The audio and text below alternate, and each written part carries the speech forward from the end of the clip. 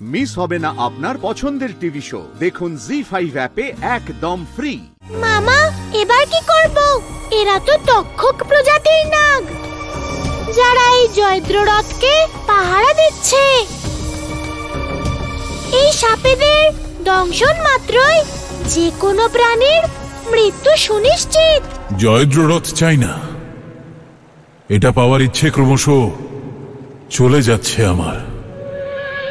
তুই কোনো বুদ্ধি বের কর, উপায় বল। বাহ বাহ মামা, তোমার থেকে আমার বয়স আর অভিজ্ঞতা অনেক কম, কিন্তু তুমি নিজে পিছনে থেকে আমাকে এগিয়ে যেতে বলছো। ওই সাপেরা যতটা তোমার জন্য বিপজ্জনক, ততটা তো আমার জন্যও বিপজ্জনক, তাই না মামা? কালীয় নাগের সম্মুখে এসব নাগ তো তুচ্ছ।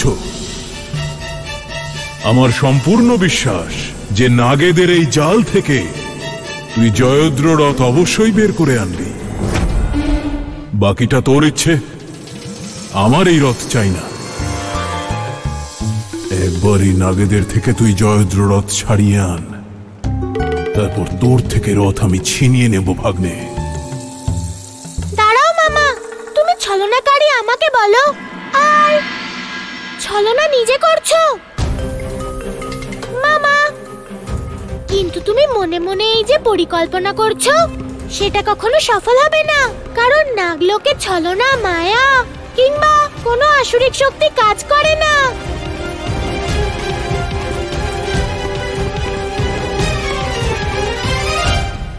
আজ আমার এটা সম্পূর্ণ বিশ্বাস হয়ে গেছে যে ভগবান কংসের ভাগ্নে বলার যোগ্য একমাত্র তুই। তোর আগে যে 7 জন জন্মেছিল তারা এর যোগ্যই ছিল না, তাই আমি নিজের হাতে ওদের মুক্তি দিয়েছি। এখন একমাত্র তুই এই সর্পের হাত থেকে আমাকে বাঁচাতে পারিস। মামা, যতই তুমি মনে মনে পরিকল্পনা করো, তবুও ওই জয়দ্ররথ তো আমারই হতে চলেছে। যখন গোটা সংসার জানবে যে মহাবলী কংস সাপেদের দেখে ভয় পেয়েছে, তখন তারা কি বলবে? তোমার সম্মান তো ধুলোয় মিশে যাবে, আর সবাই তোমার নাম ভুলে যাবে।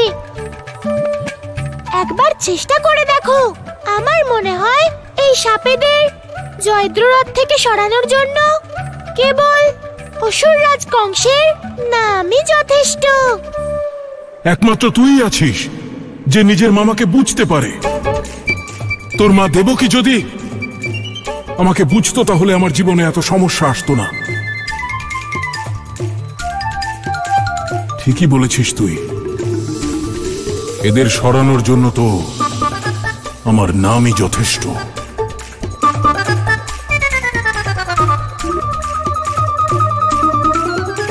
ওম কংসায় নমঃ। আরে মামা কি করছে?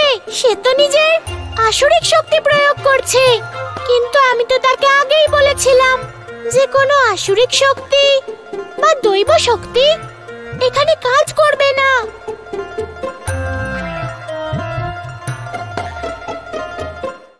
জি5 ডাউনলোড করুন আর সব এপিসোড দেখুন একদম ফ্রি।